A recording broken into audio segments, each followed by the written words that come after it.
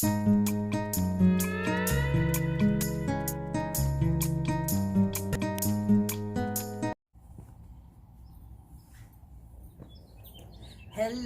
thank you for joining Tasha Smiles Daily. I'm Tasha Wilson. I am coming to you from Oakdale, California today. I'm going to be interviewing my friend, the incredible, intelligent, beautiful, statuesque, Dr. Duana Demus-Leslie. This channel is going to be all about women of all ages, all nationalities, and you are welcome to come and sit with me anytime you want to. I'm just a click away. Please subscribe. Please share this channel and please comment below. Without further ado, allow me to introduce you to my friend, Dr. Duana Demus-Leslie. Hi, Dr. Demus! Dr. Demus-Leslie! Oh my goodness!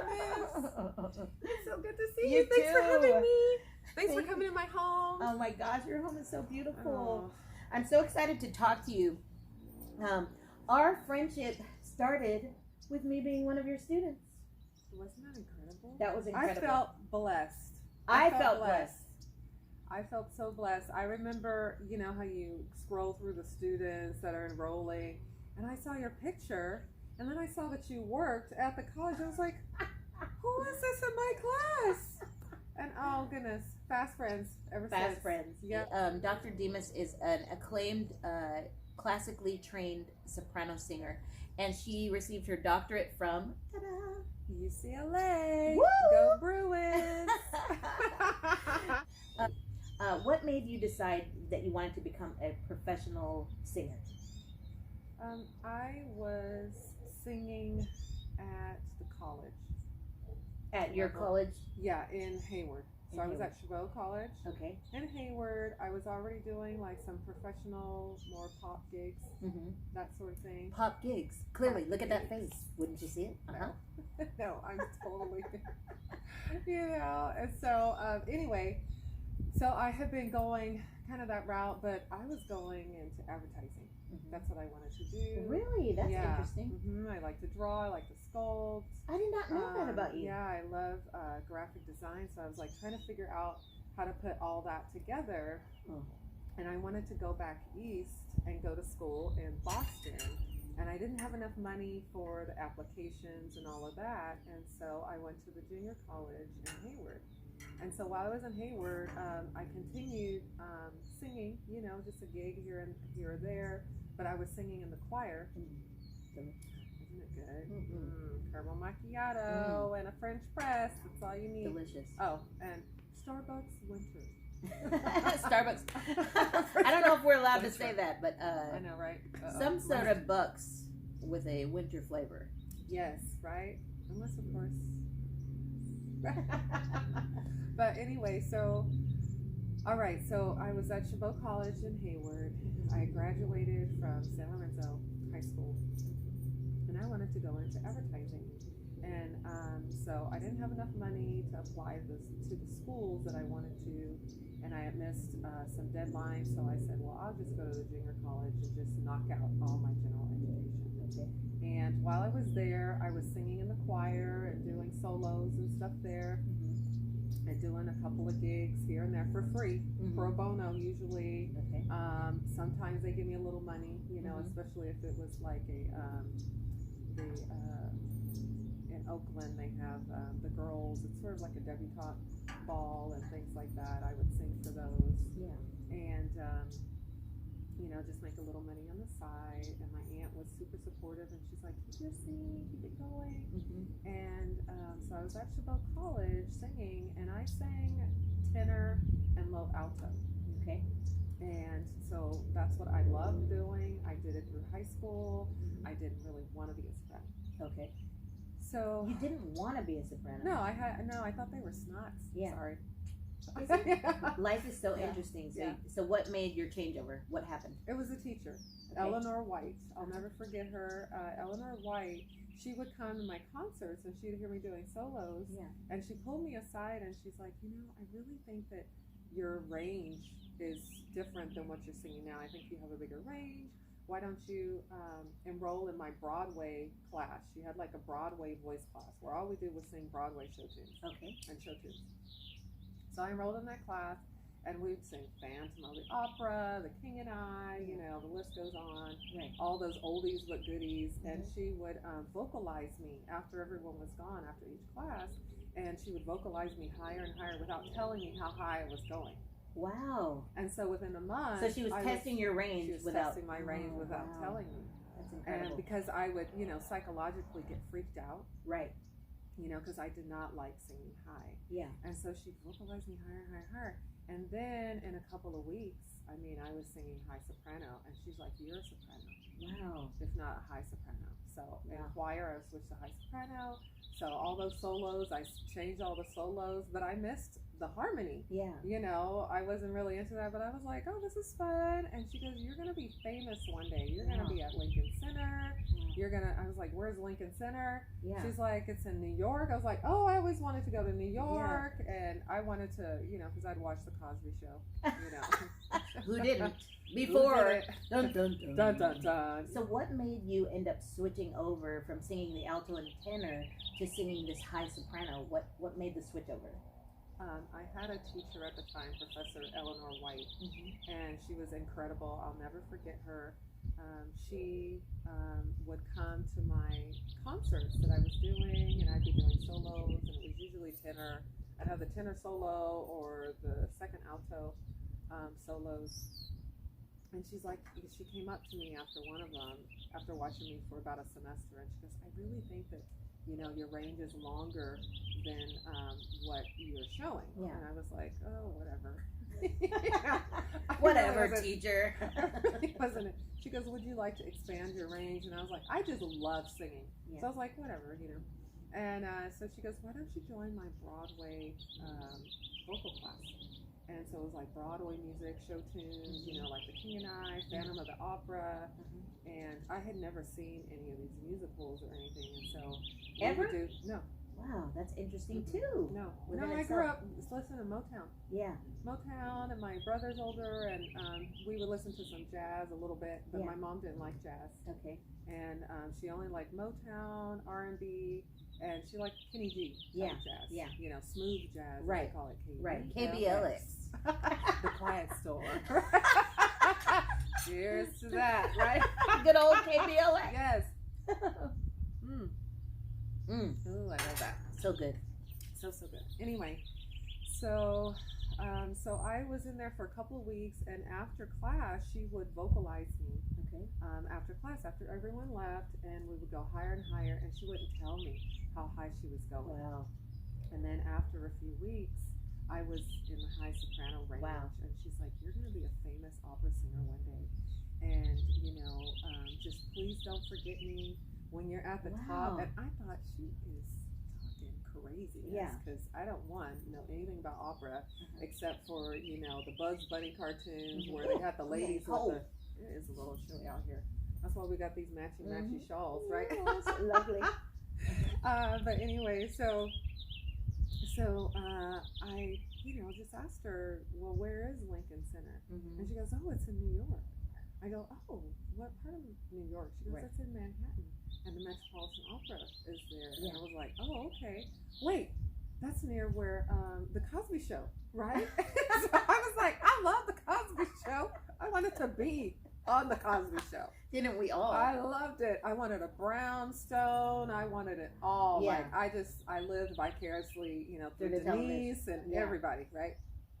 And so anyway, and then when A Different World came out, I was done. Yes. So Me too. But yeah, and then I met Bill Cosby.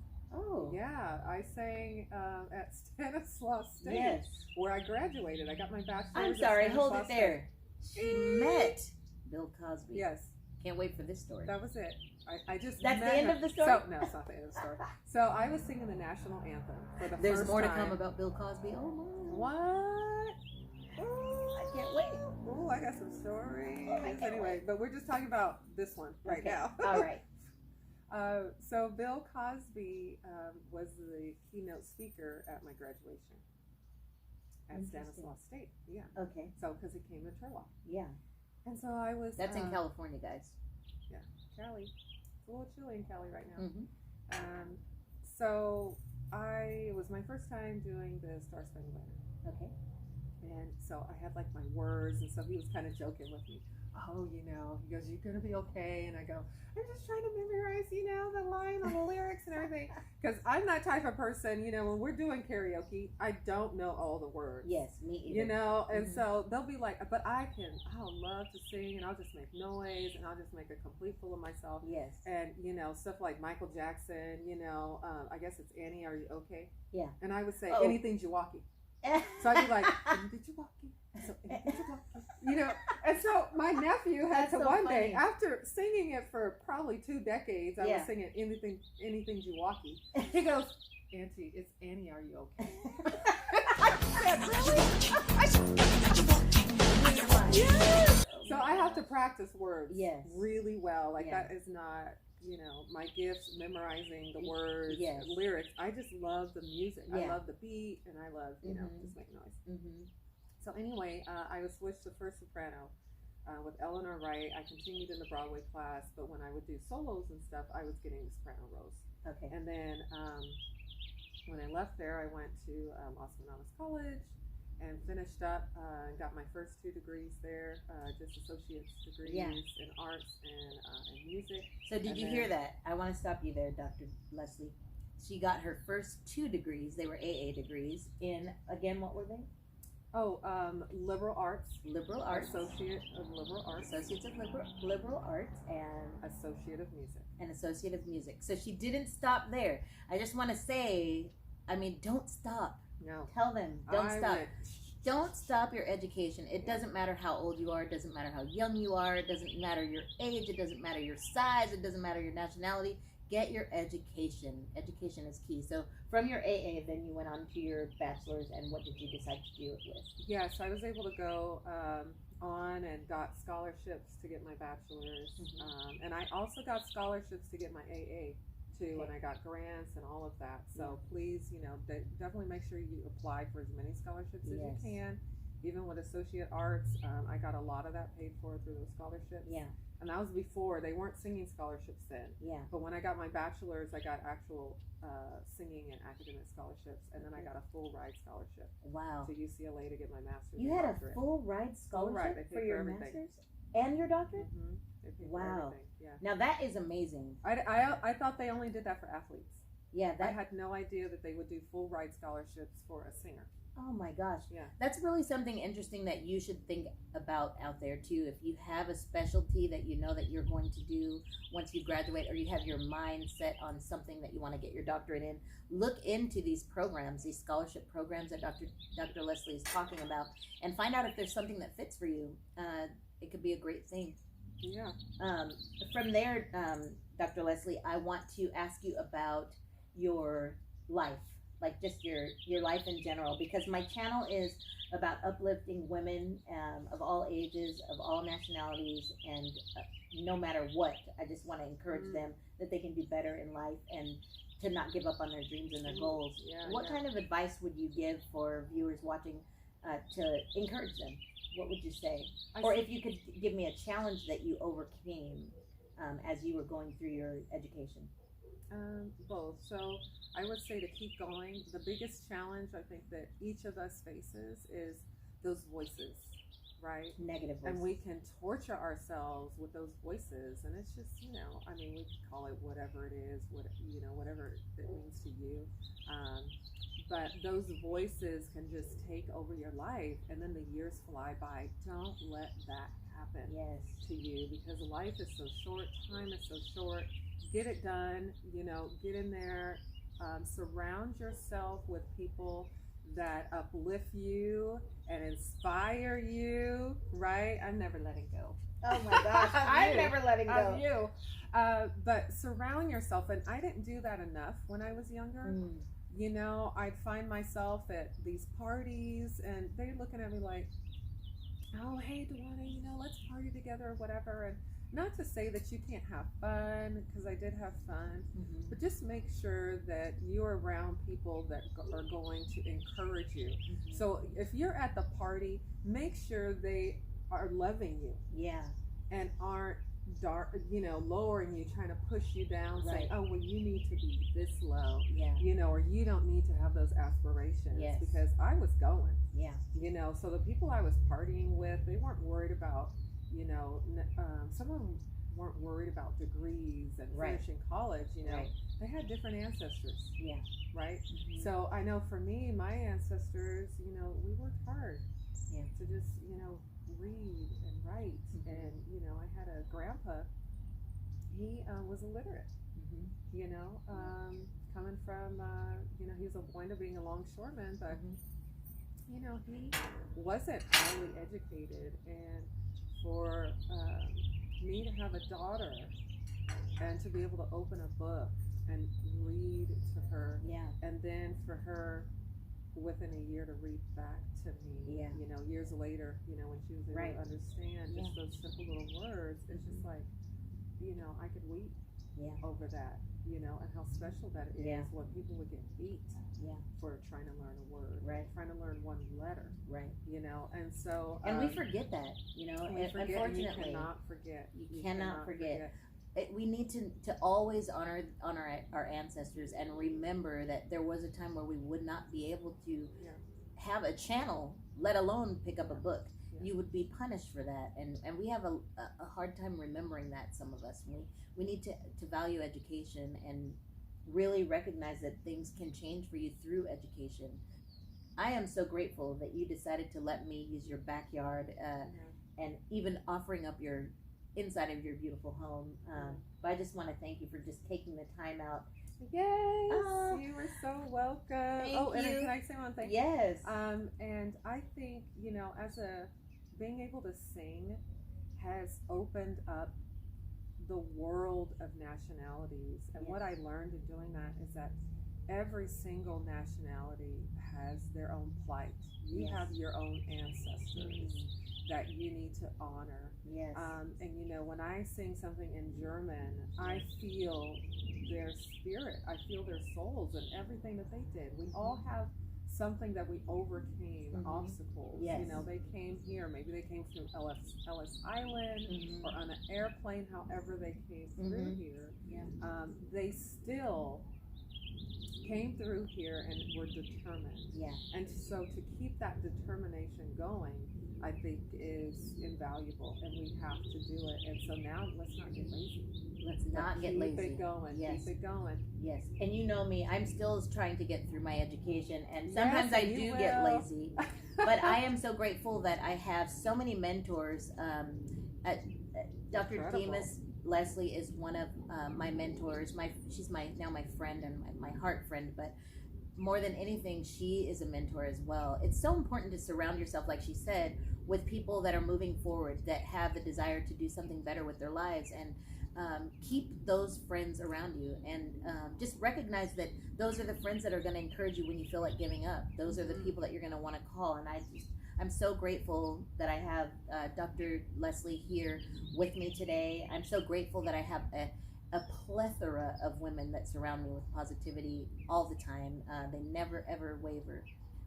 I just want to thank you for allowing me to talk to you on camera, and for people to kind of see our Yes, friendship yes. off of Girl, my off of- twin. I call her my twin. and I always say only in my dreams I could be her twin. She Your weighs 2 dreams are pounds true. and I weigh 5,000. But in my So dreams, that's I true. would love to So be that's her true. twin. But she's my heart twin, that's for sure. And thank you so much. Yeah, I love I love you. I'm gonna hug you. Oh, I'm falling. I'm falling. Ah, you're fine. You're fine. I got you.